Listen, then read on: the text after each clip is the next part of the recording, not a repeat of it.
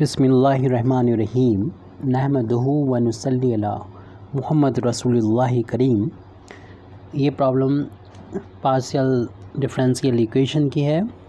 Formation of partial differential equation. Find partial differential equation of a x square plus b y square plus c z square is equal to 1 y eliminating a b and c. तो हम यहाँ पर सबसे पहले जो given equation है उसको लिखते हैं। द गिवन इक्वेशन इज़ जिसमें हम देख रहे हैं कि arbitrary constant A B C तीन है और यहाँ पर z आपको मालूम है कि डिपेंडेंट वेरिएबल होता है और x बाई इंडिपेंडेंट वेरिएबल होता है। यानी इंडिपेंडेंट वेरिएबल जो हैं वो 2 हैं और आर्बिट्री कांस्टेंट 3 हैं। We observed that if the number of arbitrary constant is equal to number of independent variable, then the order of differential equation is 1. If number of arbitrary constant which you have to eliminate them is greater than number of independent variable, then order will be higher of than 1 to second order और higher order.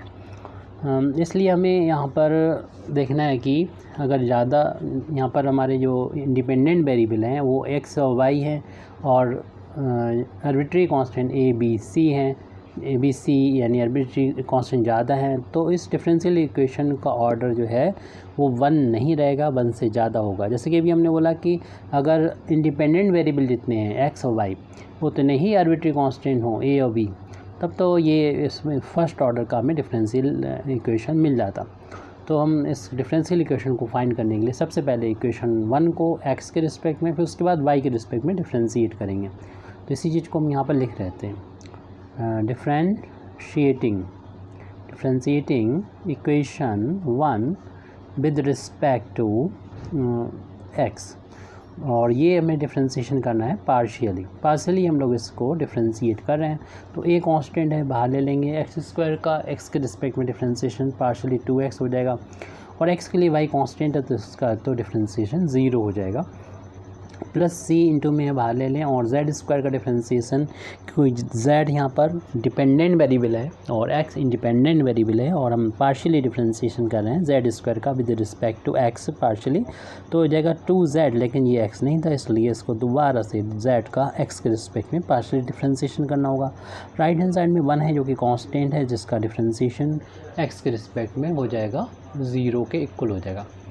अब हम यहाँ पर 2 से पूरे equation को divide कर देंगे तो वैल्यू हो जाएगी ax प्लस का cz और del z over del x को हम शॉर्ट में p से भी लिखा करते हैं। तो हमने 2 से डिवाइड भी कर दिया, साथ में del z over del x आपको मालूम है, इसको शॉर्ट में हम लोग p से भी लिखा करते हैं। तो इसको इक्वेशन नंबर आप 2 डाल के यहीं पर छोड़ सकते हैं और फिर हम इक्वेशन नंबर 1 को देख रहे हैं कि दोबारा से जैसे कि हमने पहले बोला कि डिफ्रेंशिएट करेंगे। Differentiating partially equation 1 with respect to y के रिस्पेक्ट में डिफ्रेंशिएशन कर रहे हैं, y जो कि इंडिपेंडेंट वेरिएबल है। तो यहाँ पर x के लिए y के लिए x कांस्टेंट होगा और इसलिए फर्स्ट टर्म का डिफ्रेंशिएशन तो 0 हो जाएगा। यहाँ पर डिफ्रेंशिएशन करने जा रहे हैं v इंटू में कांस्टेंट है, बाहर ले लेंगे, y स्क्वायर का हो जाएगा 2y। नेक्स्ट टर्म ये है, इसमें डिफ्रेंशिएशन करने जाएंगे तो c को बाहर ले लेंगे और z स्क्वायर का डिफ्रेंशिएशन हो जाएगा y के रिस्पेक्ट में पार्शियली 2z और del z over del y। Right hand side में 1 का डिफ्रेंशिएशन हो जाएगा 0 के इक्वल हो जाएगा। 2 से इक्वेशन को डिवाइड कर दें तो ये बचेगा vy प्लस का cz और del z over del y को हम q से भी लिखा करते हैं, क्योंकि हम लोग जानते हैं कि del z over del y जो होता है वो q होता है या q से हम डिनोट करते हैं। इसे इक्वेशन नंबर 3 डाल दें।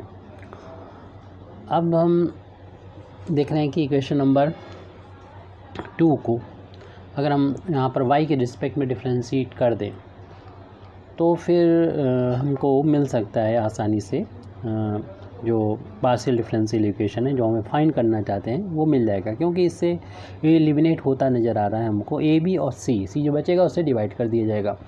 ऐसे ही इक्वेशन नंबर 3 से भी हम अगर हम यहाँ पर इसको एक्स के रिस्पेक्ट में डिफ्रेंशिएशन कर दें तो मिल जाएगा। तो दोनों ही इक्वेशन से मिल जाएगा, सेम वैल्यू मिलेगी, तो सेम इक्वेशन मिलेगा। तो आप किसी का भी यूज़ कर सकते हैं, यानी आप इक्वेशन नंबर 2 फाइंड करने के बाद भी ये कर सकते थे, इसको ना करें ये भी कर सकते थे, लेकिन पहले से नहीं मालूम होता कि हमें क्या करना है, क्योंकि हम वो सभी इक्वेशंस का यूज़ करते हैं जो हम पहले कर चुके हैं, उससे हम ए बी सी को एलिमिनेट करने की कोशिश करते हैं। अगर हमें सामने नज़र आ रहा है एलिमिनेट हो रहा है तो आप वहाँ पर कर सकते हैं, यानी इक्वेशन नंबर 2 को या इससे पहले इक्वेशन है वो भी, उसे भी लिखा जा सकता है 2 से डिवाइड करके, इस फार्म में भी लिखा जा सकता है। इसको डिफ्रेंशिएट कर देंगे। तो हम इक्वेशन नंबर 2 को डिफ्रेंशिएट कर रहे हैं। Differentiating equation 2 partially with respect to y। अगर इक्वेशन 3 को करेंगे तो x के रिस्पेक्ट में करेंगे। जब हम y के रिस्पेक्ट में डिफ्रेंशिएशन कर रहे हैं तो देखें ये टर्म तो कांस्टेंट है, क्योंकि y के लिए x कांस्टेंट है, इसलिए इसका डिफ्रेंशिएशन तो 0 हो जाएगा। c इंटू में है कांस्टेंट तो बाहर ले लेंगे, और इन दो यहाँ पर फंक्शन हो जाएंगे जो कि y के फंक्शन हैं। तो सबसे पहले तो फर्स्ट फंक्शन वैसा ही, यानी z को वैसे ही करेंगे, और सेकंड फंक्शन का डिफ्रेंशिएशन कर देंगे y के रिस्पेक्ट में, यानी p का डिफ्रेंशिएशन हो जाएगा। सेकंड फंक्शन में p को माना है, फर्स्ट फंक्शन हमने z को माना है, तो किसी को फर्स्ट सेकंड माना जा सकता है, मल्टीप्लिकेशन है इसलिए। और ये सिंपल सा आपका स्केलर प्रोडक्ट है। और यहाँ पर सेकंड फंक्शन को वैसे ही रखेंगे, फर्स्ट फंक्शन का डिफ्रेंशिएशन करना होगा y के रिस्पेक्ट में, जो कि यहाँ पर z है। तो फर्स्ट फंक्शन वैसे ही, सेकंड का डिफ्रेंशिएशन, सेकंड वैसे ही, फर्स्ट का डिफ्रेंशिएशन। राइट हैंड साइड में 0 है और 0 का डिफ्रेंशिएशन तो 0 होता है, कांस्टेंट है। जैसे देख रहे हैं कि हम यहाँ पर a था आर्बिट्रेरी कांस्टेंट, वो भी हट चुका है, और c जो बचा है वो आपको मालूम है 0 नहीं है। तो इसका मतलब ये दो क्वांटिटी का प्रोडक्ट 0 है, तो ये तो 0 नहीं, तो ये ही 0 होगा, क्योंकि 0 c नहीं हो सकता। a और b तो हो भी सकते हैं, c तो कभी 0 हो नहीं सकता, क्योंकि यहाँ पर ये डिपेंडेंट वेरिएबल z है, z फंक्शन है x और y का। तो इसलिए ये वैल्यू 0 के इक्वल नहीं हो सकती c की। तो c पूरे इक्वेशन को c से डिवाइड भी किया जा सकता है, तो हमें मिलेगा z del p over del y plus p into del z over del y is equal to 0। आपको जैसे मालूम ही है कि p क्या था, p ऊपर हम लोगों ने लिखा है del z over del x है। अगर यहाँ पर हम p का डिफ्रेंशिएशन कर रहे हैं, y के रिस्पेक्ट में डिफ्रेंशिएशन कर रहे हैं पार्शियली, तो ये हो जाएगा del 2z over del y del x।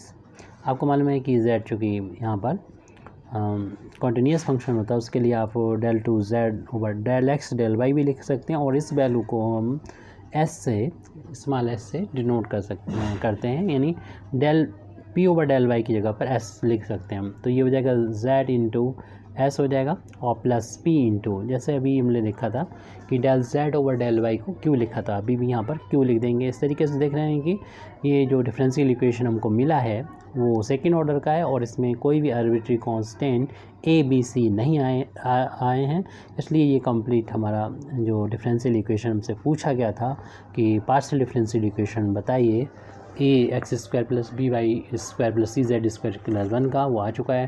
Thank you very much Indeed for listening me, व आखिर दावाना अल्हम्दुलिल्लाहि रब्बिल आलमीन।